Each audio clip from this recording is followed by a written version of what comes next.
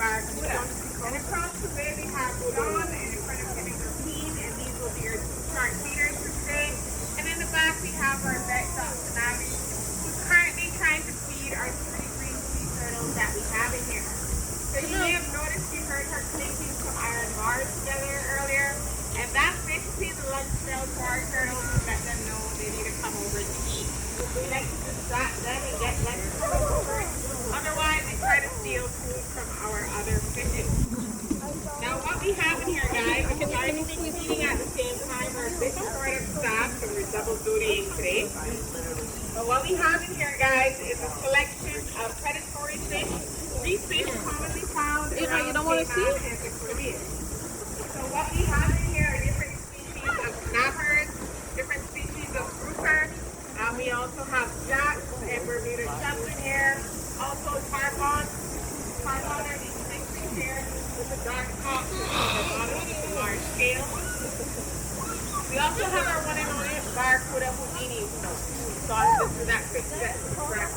Now there's only one barracuda in here, and we also like to eat him separately.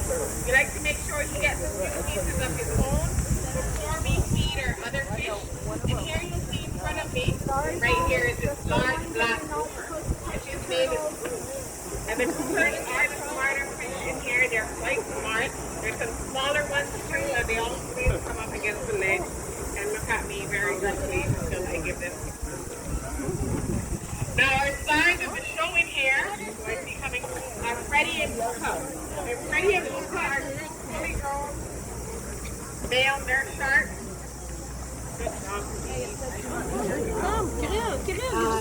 Fully grown male nurse sharks, and they both should be for at least 18 years. So now let's see the barracuda guys.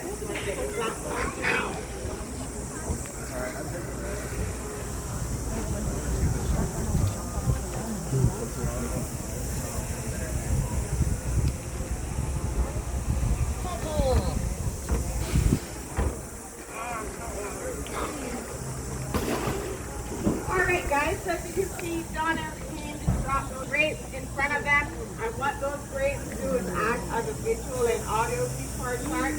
As you can see, Jacob, if you bend down right there, you can see the shark. That's their dinner bell.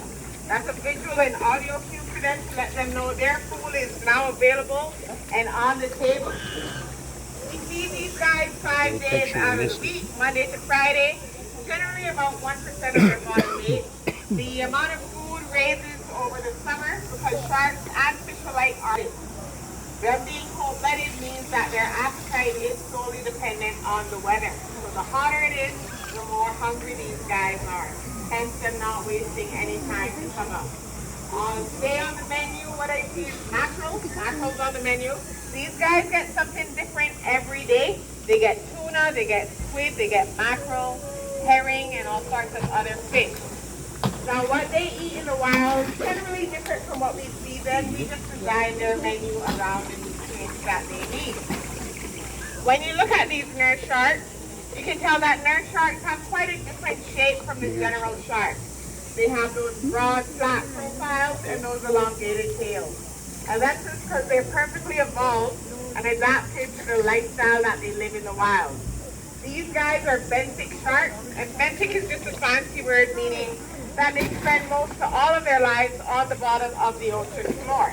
Hence their shape, specified for that type of environment. Thank you for this glossary.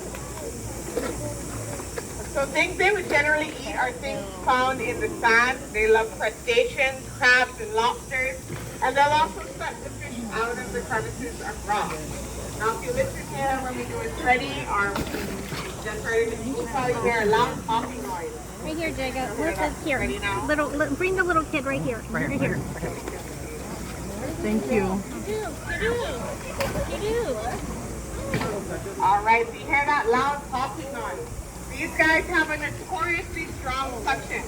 Their suction strength is about 10 to 12 times the strength of an industrial vacuum. And